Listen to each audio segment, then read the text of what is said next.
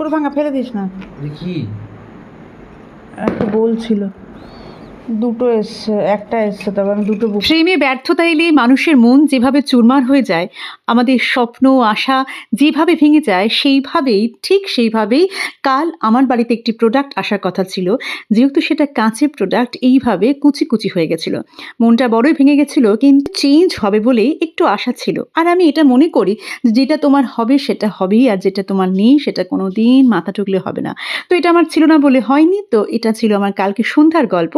আজ সকাল থেকে শুরু করি।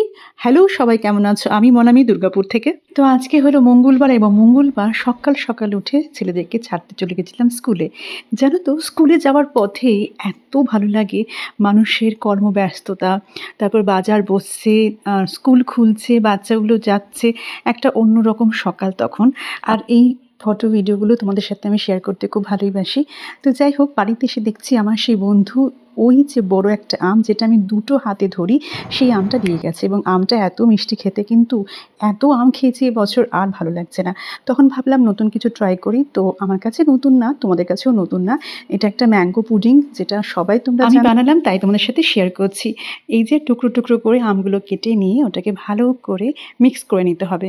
এখানে আমার অনেকে দুধ দিয়েও মিক্স করে, তো আমি দুধটাকে ওখানে দিইনি, জাস্ট এমনি ম্যাঙ্গোটাই মিক্সড করেছি। আর তারপর একটা প্যান নিলাম, প্যানের মধ্যে দুধ দিলাম, দুধটাকে অনেকক্ষণ ওটাকে ফোটালাম তাতে যেন ওটা একটু গাঢ় হয়ে যায়। তারপরে তার মধ্যে চিনি দিলাম, চিনি দিয়েও ভালো করে ওটাকে ফোটাতে হবে। তারপরে তুমি ওই যে পাল্পটা আছে, আমের পাল্পটা, ওটাকে দিয়ে দেবো। দেওয়ার পরে অনেকক্ষণ ধরে ওটাকে মিক্সড করতে হবে দুধটার সাথে। আর একদম যখন দুধের সাথে মিক্সড হয়ে ফুটে যাবে, তারপরে একটা অদ্ভুত সুন্দর কালার হবে, সুন্দর একটা গন্ধও আসবে।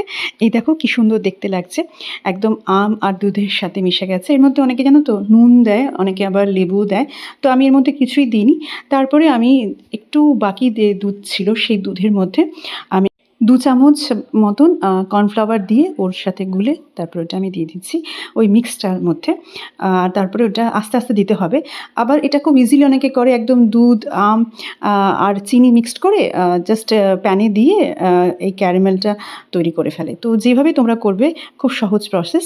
তো যাই হোক, এই দেখো রেডি। আমি একটা ছোট্ট বাটির মধ্যে নিয়েছিলাম। এটা তুমি যে কোনো সাইজের বাটিতে করতে পারো, অ্যালুমিনিয়াম প্লেটে, মানে বাটির মধ্যে করলে অনেক ভালো লাগে দেখতে। তো যাই হোক, এসব করে আমি চলে গেলাম ছেলেকে আনতে। নিয়ে আসার পথে কিছু মুহূর্ত আবারও শেয়ার করছি।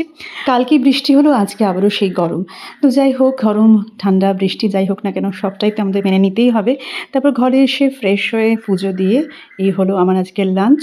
তো চলো, তোমরা সবাই লাঞ্চ করে নিয়েছো আশা করছি। সবাই খুব ভালো থেকো। আজকে আমার এই ব্লগটা এই অবধি, আবারও দেখা হবে পরে কোনো ব্লগে। সবাই খুব ভালো থেকো।